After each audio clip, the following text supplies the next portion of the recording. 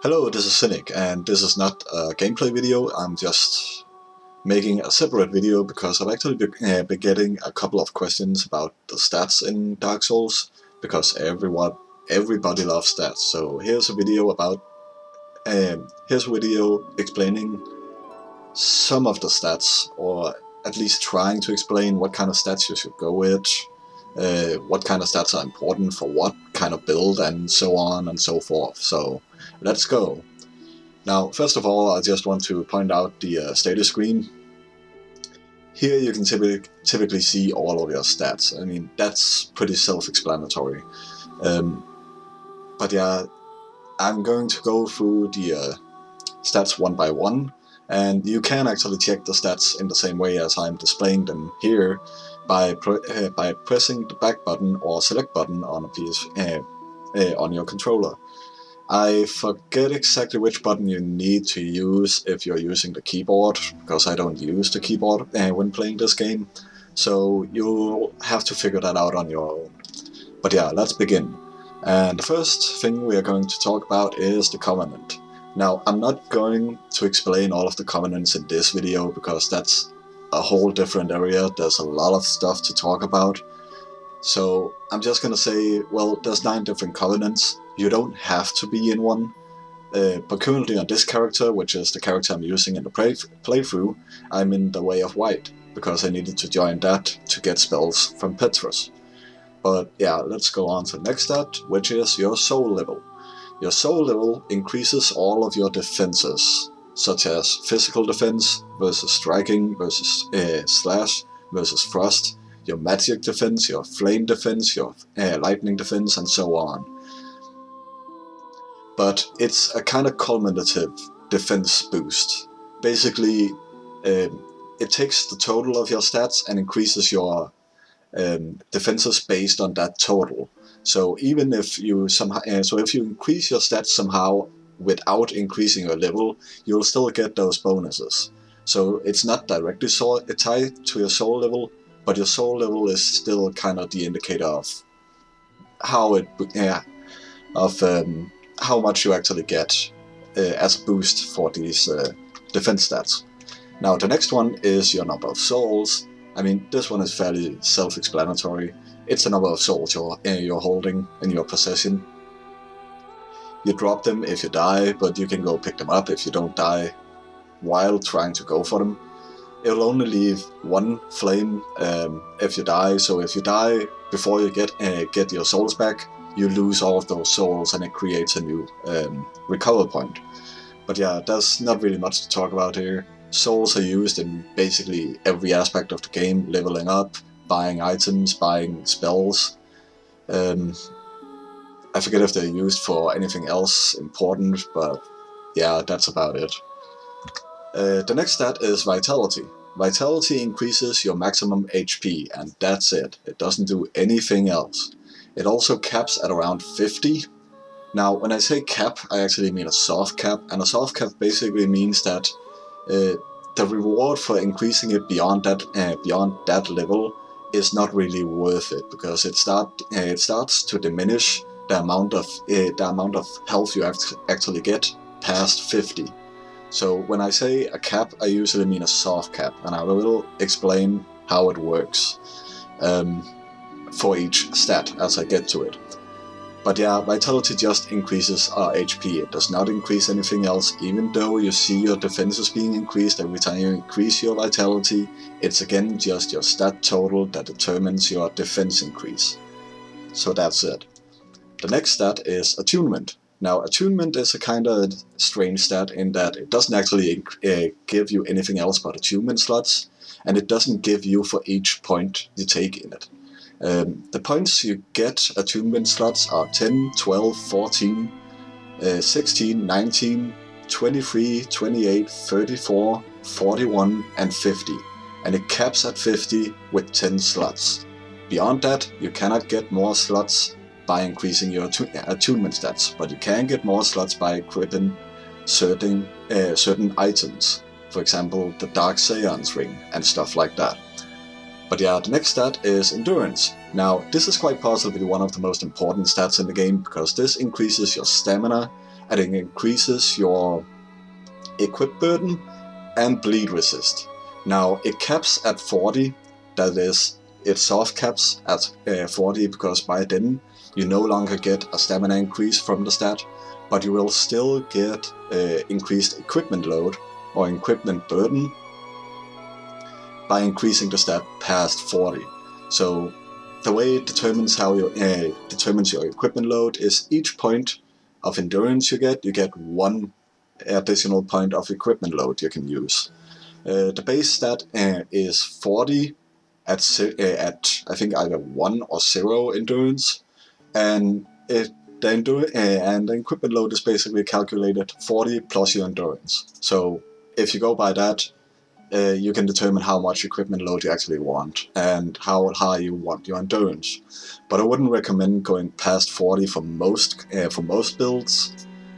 It's just, I would recommend that most builds actually go for 40 endurance, because that additional stamina and additional equipment load is actually really useful. So there's really no excuse why you wouldn't go to 40 with it.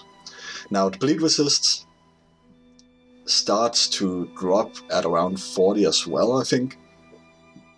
But you still get increased bleed resistance by getting additional points in endurance. It's just a lot less once you reach 40. So I wouldn't really recommend getting endurance just for the bleed resistance. There's items that increase it far beyond what you could do with endurance. So don't bother doing it that way. Just go with either stamina or equipment load for endurance, and determine whether you want to go past 40 or just stay with 40. But I would recommend everyone goes to 40. Now the next stat is strength. Strength is kind of interesting because you would think that strength actually increases the damage on all weapons. It doesn't.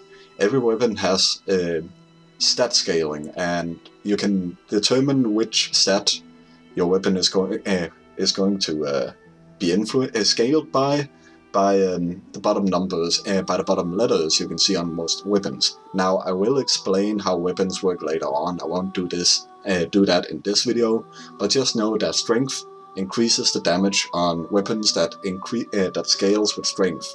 It also most weapons also have a strength requirement, so you basically have to get your strength to a certain level to be able to use certain equipment. But yeah, the strength strength stat is fairly important. But again, I wouldn't really go beyond the strength requirement for the weapon in question, at least not until you have 40 endurance and have most of the other stats you want increased up as well, because again, it gives diminishing returns the higher you go, and it doesn't really cap at any point. I mean, the highest stat you can get, the highest primary stat you can get is 99 for vitality, attunement, endurance, and so on. So if you go to 99 strength, you can wield basically any weapon at that, almost any weapon at that point, at least any weapon that requires strength to be wielded. But I still wouldn't recommend going beyond the required strength for that weapon. Now, also take note that if a weapon has a strength requirement, it's only when you single-hand it. If you two-hand your weapon, you actually get an additional 50% to a strength score for determining whether or not you can use that weapon, and the strength score the weapon actually scales on. So if you're wielding your weapon in one hand, it determines it by just your base strength stat. But if you two-hand it, it's 150% of your strength stat. So if I have 22 and I two-hand my weapon, I'll have an additional 11 points, which gets me up to 33. Now, again, most of the weapons that require a high amount of strength are usually best to two-hand anyway, so that's why they have a high strength requirement. For example, I wouldn't go past 40 with strength, even though there are weapons that require, I think one of them actually requires around 50, but yeah, again, it really depends on what you want. It does increase your damage with them, but it diminishes the higher it goes. So yeah. Next stat is Dexterity. Now, Dexterity basically works like Strength, but for dex weapons. I'm not really going to go on a tangent about that stat as well. Take all the stuff I talked about with strength weapons and apply it to dex as well. The exception is that you cannot increase your dexterity on those weapons by two-handing the weapon. That is only the strength stat. Strength stat is also used for using bows and increases bow damage, but yeah, again, I'll talk about weapons in another video if I get around to it. The next stat is Resistance. Now, this is pretty much the most useless stat in the game.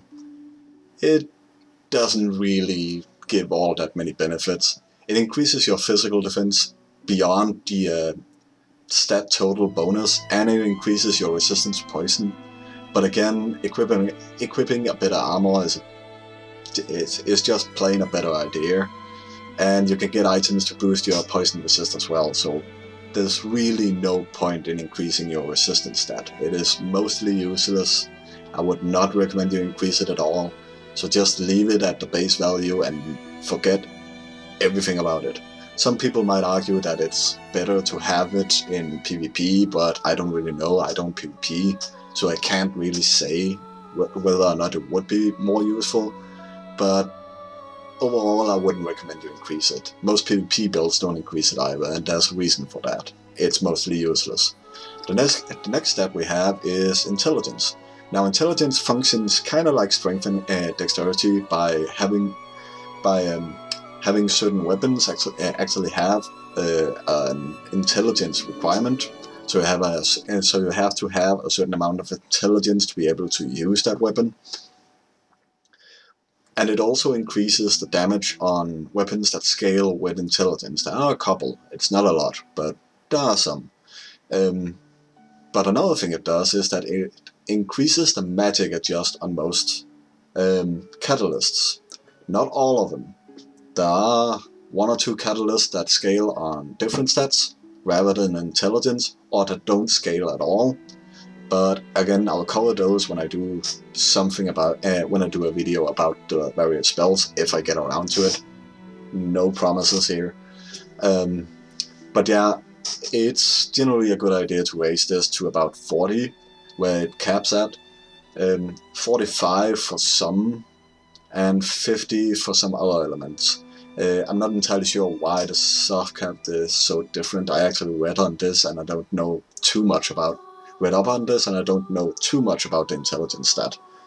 But at 40, I'd say that's about right. You can go higher than that because it will still increase your magic adjust, but there's really no point, because beyond 40, it starts to diminish the increases you get from the stat.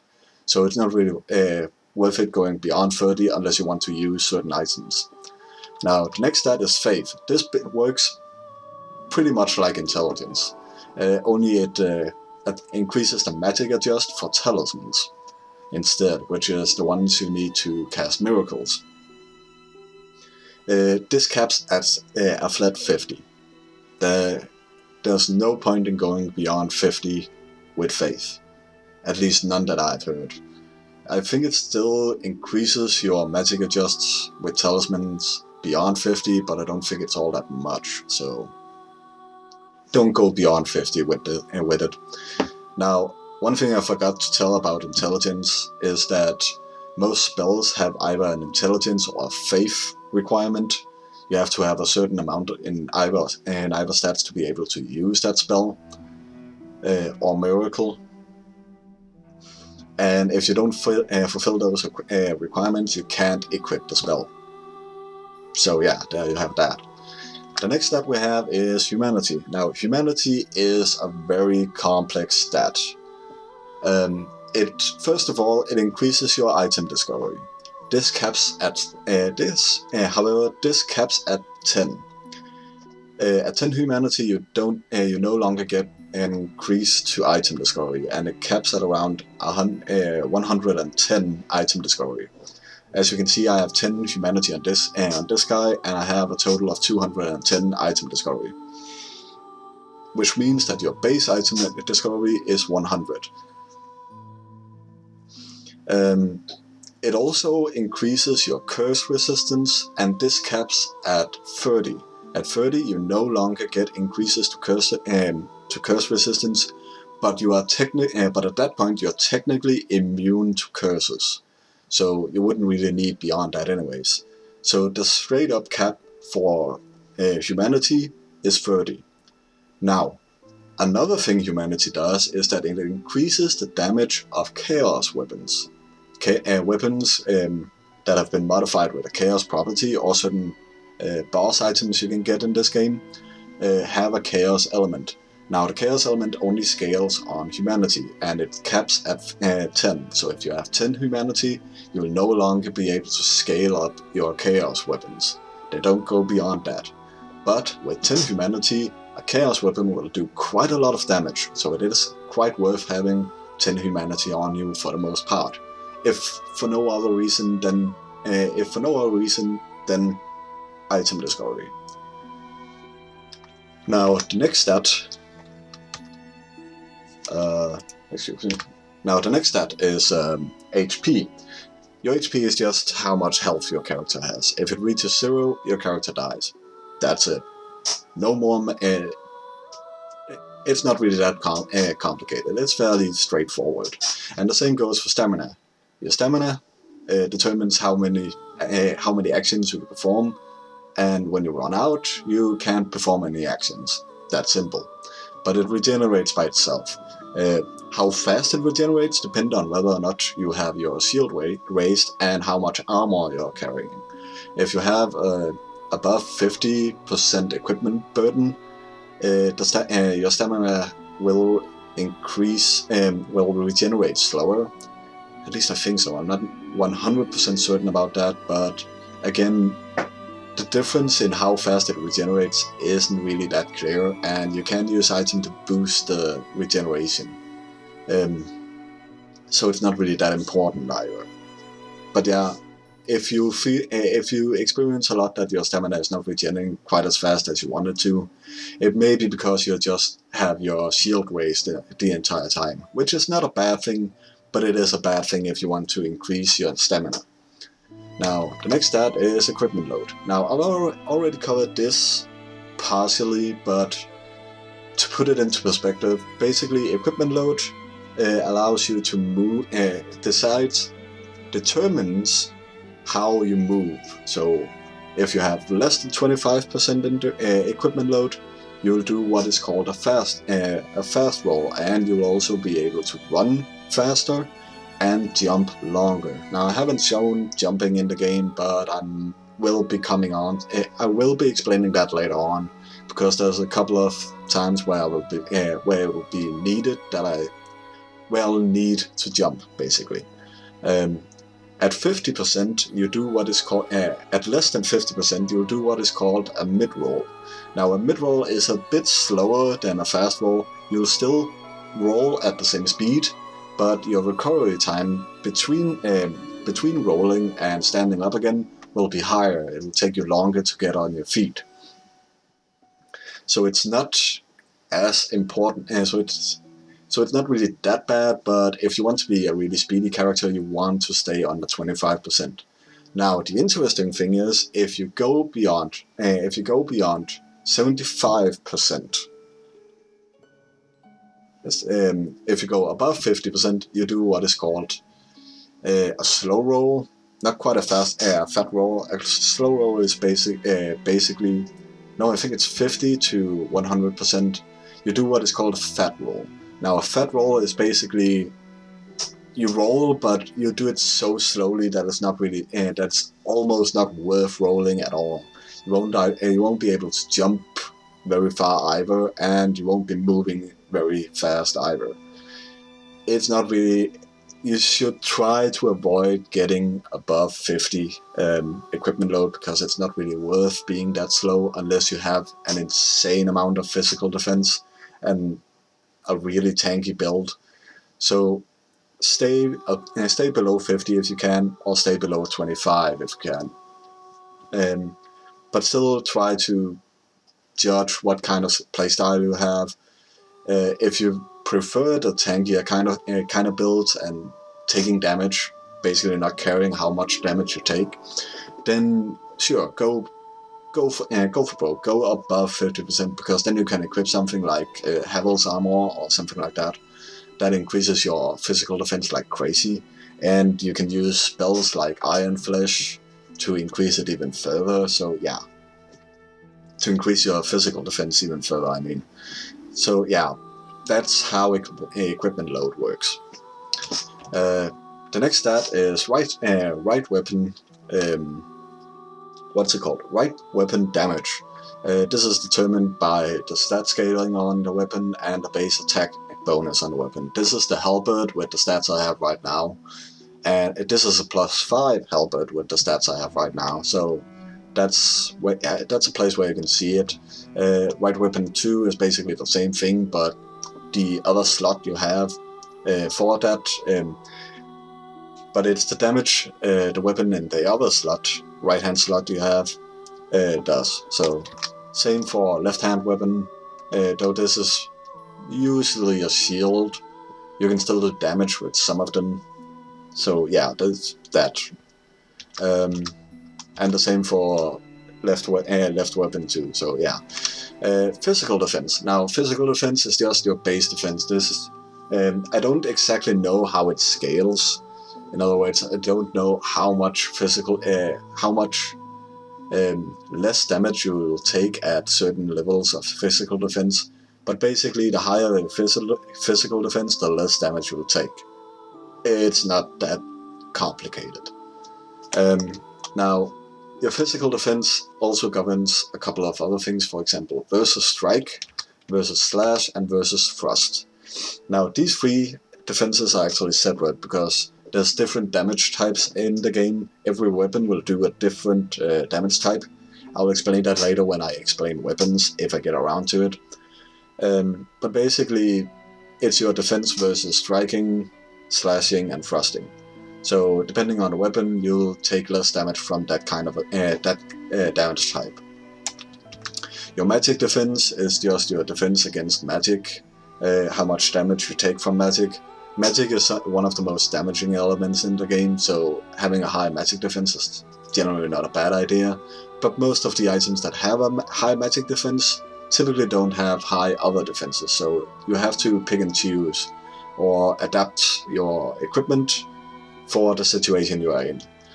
Flame defense is basically the same thing as magic defense, only against flame-based attacks, or fire-based attacks rather, and the same goes for lightning defense. So yeah, those are basically, those stats basically function the same way but against different types.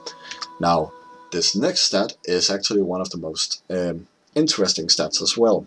Not quite as interesting as endurance, but what it does is that it aids your defense against being staggered.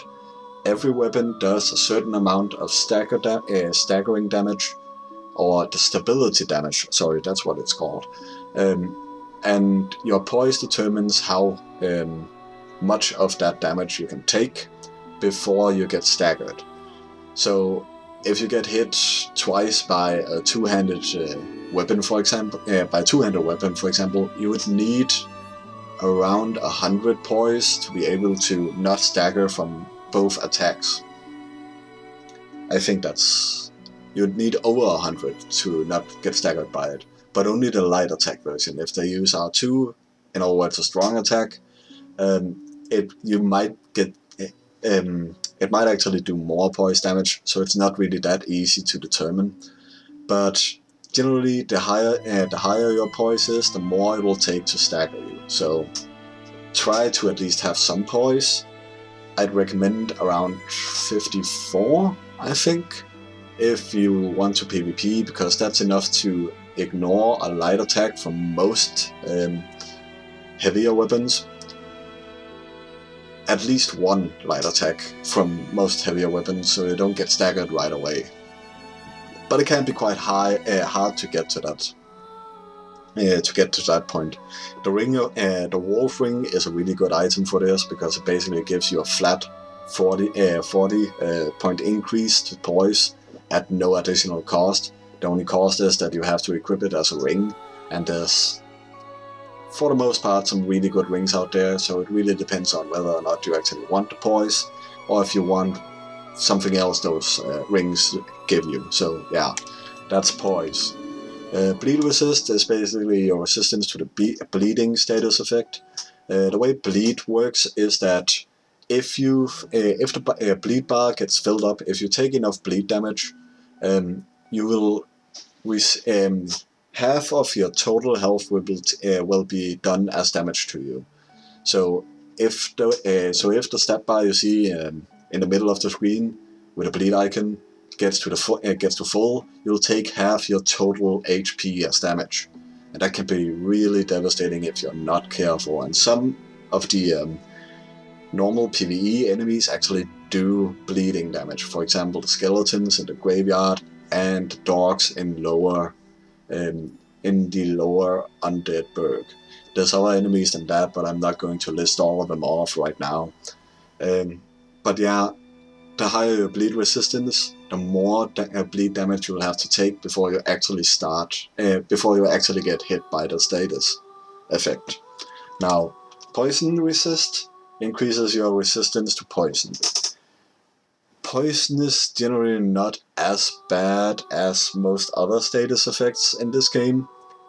If you have a lot of health and you have some purple moss, poison is really not a big deal. You'll be able to take a lot of poison damage before you even have to worry about it. But it's still best to avoid being poisoned if you can. The place most people get poisoned is the swamp in just below Blighttown. I can't remember 100% what it's called, what the place is called, but we'll get there eventually during the playthrough, so you'll see it then. And it's not really that big of a problem there. You just have to have a lot of HP and cure poison if it's really that big of a deal. Or at least just heal once in a while so you don't lose too much health. Now, curse resistance is an interesting stat. At least curse is an interesting status effect. The higher your curse resistant, the more resistant you are to curses, blah blah blah, and so on. But curse in itself is kind of interesting, because curse is basically, if you get hit with the status, nothing happens. However, if you get hit with the status, you die, and when you respawn, you'll have half your total health. In other words, you lose half your health permanently, or at least until you cure the curse, which can only be done in a couple of ways.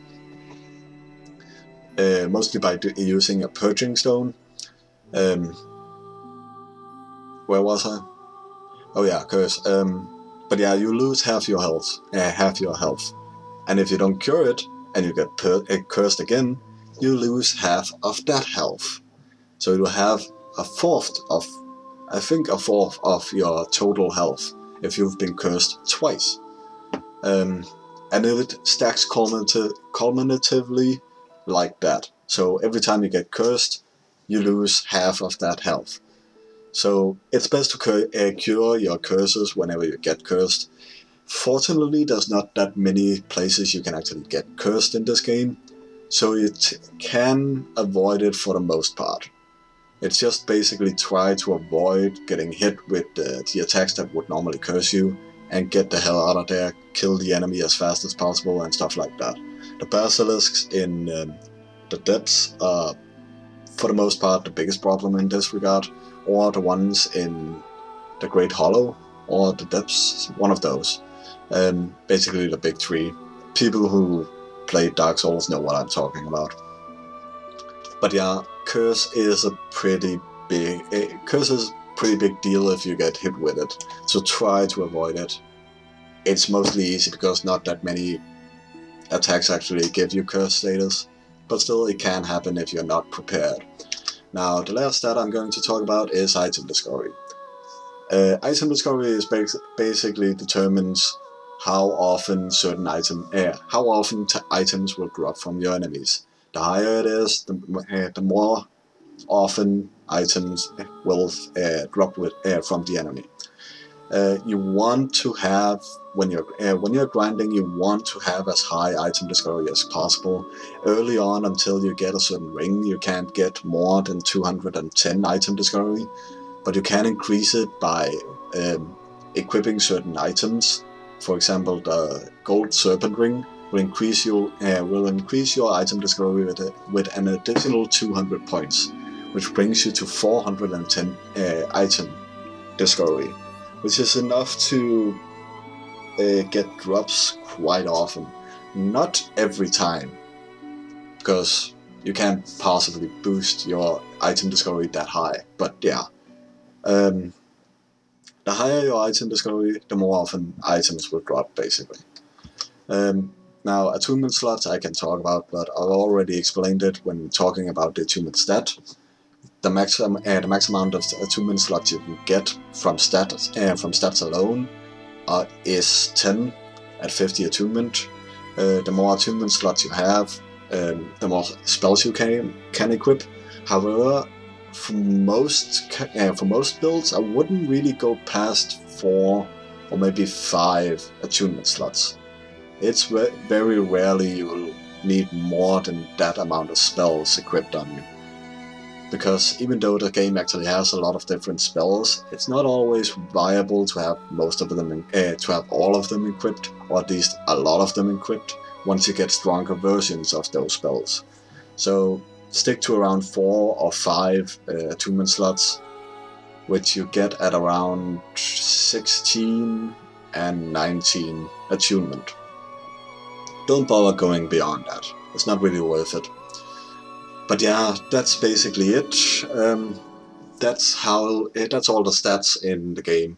I know I didn't explain everything in very deep detail, but that's because not everything is actually known about all of the stats. Everything I've talked about in this video is what is confirmed as being 100% true for that stat. Or at least what I've been able to read on the subject. It's not a 100% guide either for how you build your stats and stuff like that, but it's what I would recommend you do. But I want to again point out I'm not a PvPer, so don't go for me if you want to do PvP builds. There are people who are a lot better at that than I am. Instead, just focus on instead use this guide, or whatever you want to call it, to determine what kind of PvE build you want to go with. And there's strength builds, there's dex builds, there's int builds, there's faith builds, and so on and so forth. I will say though, for the most part, most of the builds I've seen for people who go either PvE or PvP is going for soul level around 120, which amounts to you being able to get around 3 stats to 40 without increasing any other stats, at least for most classes. But it depends on your starting class. But it is a good way of determining what kind of build you're going to go with. So expect at least soul level 120. Don't try to expect higher than that, so don't go directly for increasing one of your stats to 99 straight up, because that will take forever and leave you severely lacking in other stats and so on and so forth. But yeah, I've already been talking for about 35 minutes, so I'm just gonna cut the video here and say this has been Cynic, and this was my guide to and this was my video explaining stats. So have a good one.